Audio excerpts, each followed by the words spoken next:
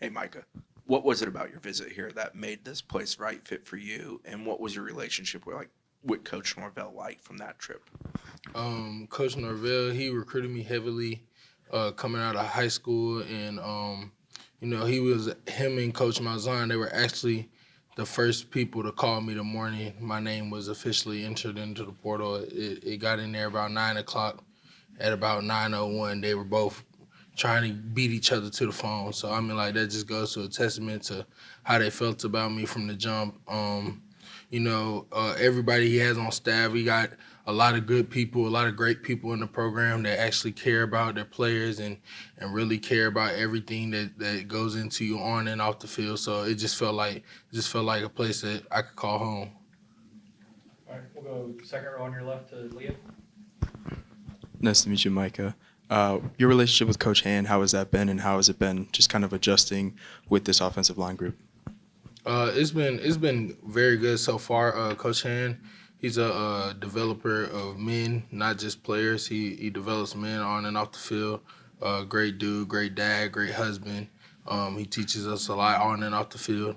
He's been going recruiting a little bit, but more recently he's been here and it's been good having conversation, talking ball with him and everything. All right, next will be Aslan, back row on your right. Micah, where did you find yourself, I guess, personally and in your career after your season came to an end last year that made you want to try something new?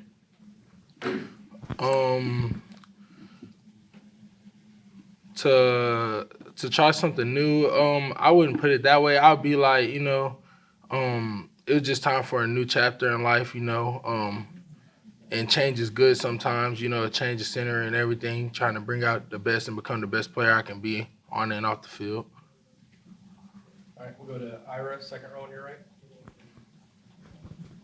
For so long, college football was about, trying to get five guys together and work together for a long time. And now with college football, players moving a lot year to year, what's the challenge do you think you guys will be able to come together with a bunch of new guys and a few returning guys?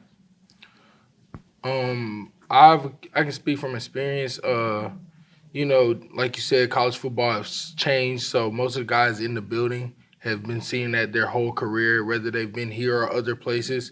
And, everybody here, I've never seen anything like it. Like, basically, it's like a whole new team. And everybody's gelling together like they've been knowing each other their whole life. So, we just go out there and put our best foot forward every day, and we're ready to work and do something nice this season. All right, next will be Kurt, front row on your right.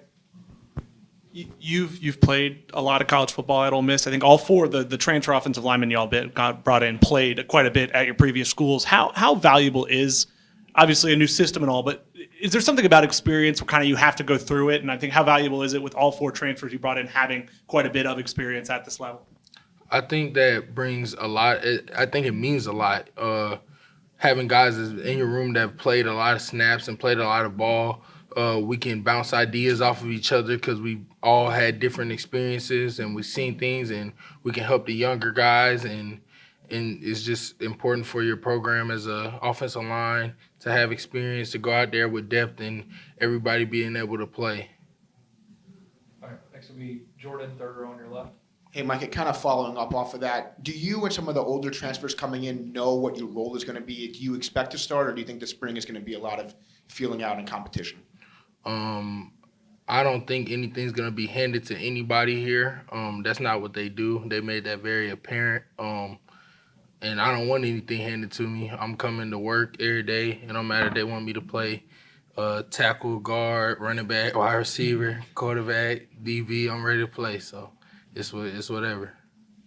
All right, we'll go back to Ira, second row on your right. How excited were you when you saw the schedule and saw you guys open with Alabama, and you guys have Clemson and Florida? You're going to get a chance to go up against some big-time defensive linemen. Was that part of one of the things that attracted you to Florida State? Yeah, of course. I played in the SEC for 4 years. I've seen, those type of guys before. I love to compete week in and week out, and that definitely played a factor in me choosing here because they get to play some top talent, and we got some pretty good guys on our team that I get to go up against in practice every day, so I'm looking forward to that. We'll go back to Aslan on the right. You guys haven't played like a football game or even had like a padded practice yet, but just being in a meeting room with Coach Norvell, what is it about him that's kind of stood out to you and makes you kind of appreciate what you have here with him at Florida State? I don't know if you met Coach Norvell, but he's really intense. So I mean, like, I ain't seen nothing like it. You know, you think on your visit it's like, oh, he's just doing that recruiting talk. Oh, he's just, and that's him every day, all day, 24/7. So I mean, like, it's just, you know, it's you'll never know what to expect with him other than he's gonna give you his best and he's gonna be loud while doing it. All right, we'll go to Corey, second row on your right. How important is it? You played a lot of college football to have leadership on the side of the ball. Do you view yourself as a vocal leader, a leader by example? And can guys that are in their first year in the program take over that role and be a leader? Like you or Luke. I know Luke was a captain at Wake Forest. Do you envision that kind of being a role for you guys, you older guys coming in? Yeah, most definitely.